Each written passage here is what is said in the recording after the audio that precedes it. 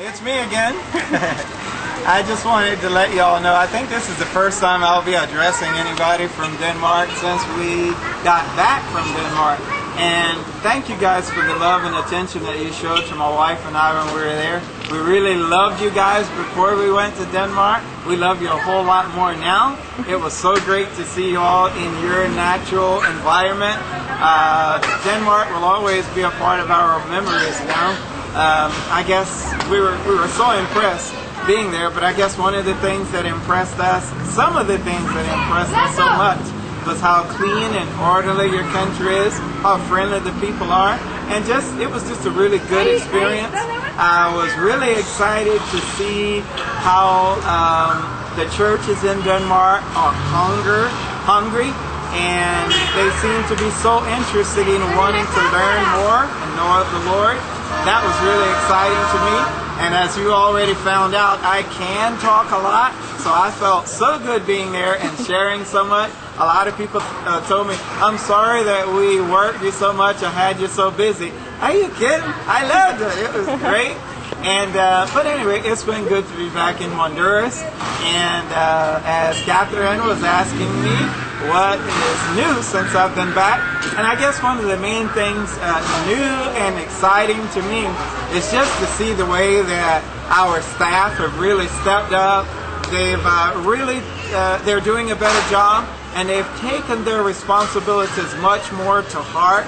Not that they didn't do that before, but it's like you know what it's like to see a 12-year-old washing the dishes, and then now see that same child at 21 years old washing the dishes. You know that they do a much better job, and that's what it was like seeing the staff and the people that God has raised up under us doing their job, carrying on their responsibilities. Really exciting. I guess on a sad note, one of the saddest things, I guess, since we've been back is the riots that took place at the Juvenile Detention Center. You know, before we went to Denmark, there were about 76 boys in the Boys Juvenile Detention Center. 39 of them were gang members, and because of a series of problems, primarily fighting for drug territory, they wanted to own. The gang members wanted to be the only ones in the Juvenile Detention Center of all places selling drugs. So they created a riot. The police stepped in, and during that riot, to bring calm, the police were shooting bullets at the ground. But two of the bullets ricocheted and hit a boy whom 4 days later died. And that was just almost like throwing gasoline on a fire. That really got the gang members angry. And for 3 weeks, they totally took control of the Juvenile Detention Center. And they were after blood. They were willing to kill anybody that was there as far as the inmates. One, because they had not been buying their drugs from them. Two, they were just angry and wanted blood. So for 3 weeks, those 39 gang members kept control. That's my daughter. We just got back from the mountains from having a fun day, okay? But as I was saying, they wanted to have that territory to sell drugs for themselves. So for 3 weeks, they held the Juvenile Detention Center at bay under their control. Because that young man died, human rights demanded that there be no more weapons that the police could hold in that center. And so the gang members just totally took control. That lasted for 3 weeks. Every one of those 76 boys escaped, including the 39 gang members who escaped 3 weeks later. Okay, the boys escaped to prevent being murdered.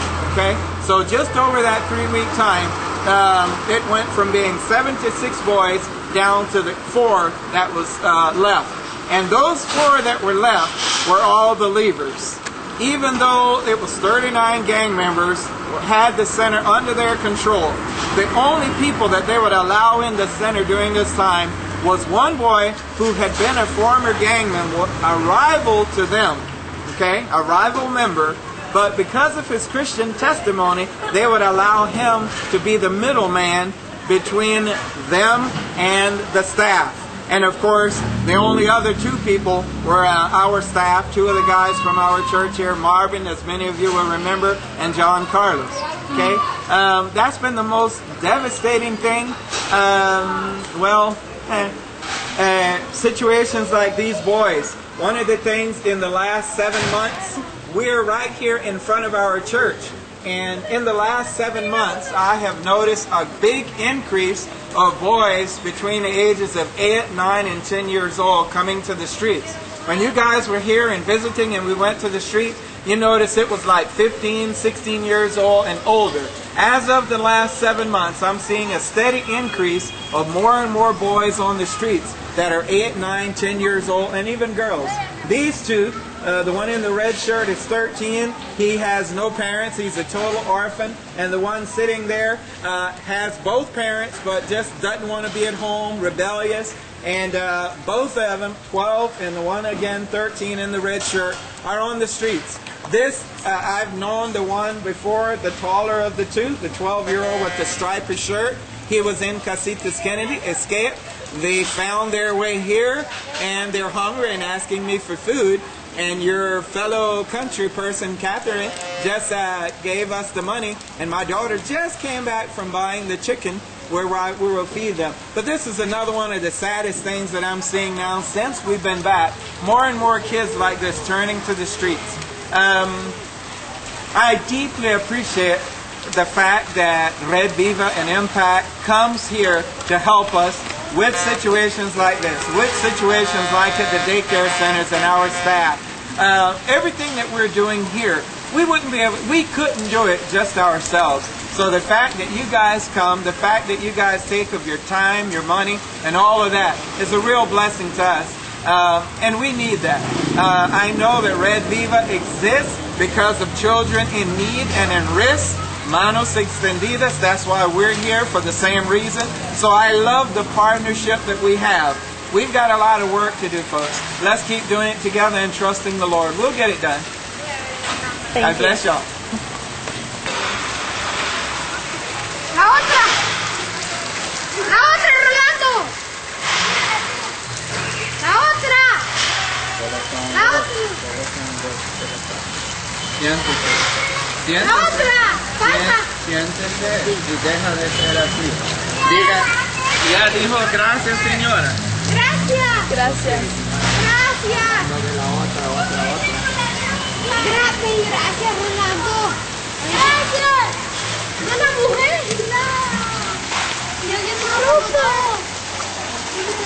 ¿Ustedes pelean? No. ¿No son peleones? No. Mira.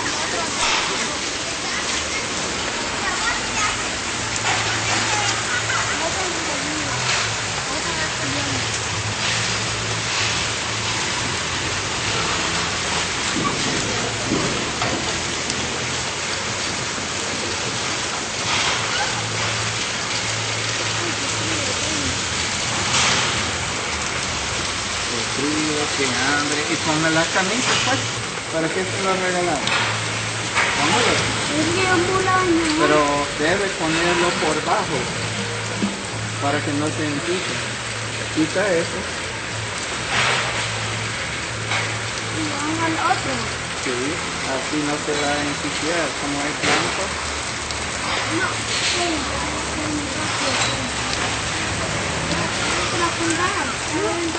No es que tiene frío, pues. Por eso se lo dieron, porque no aguantan frío.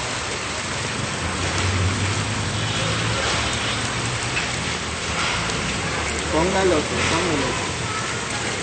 La otra camisa, chico. La suya, póngala encima. No, ese es de Kevin, ¿no? Agarre la suya.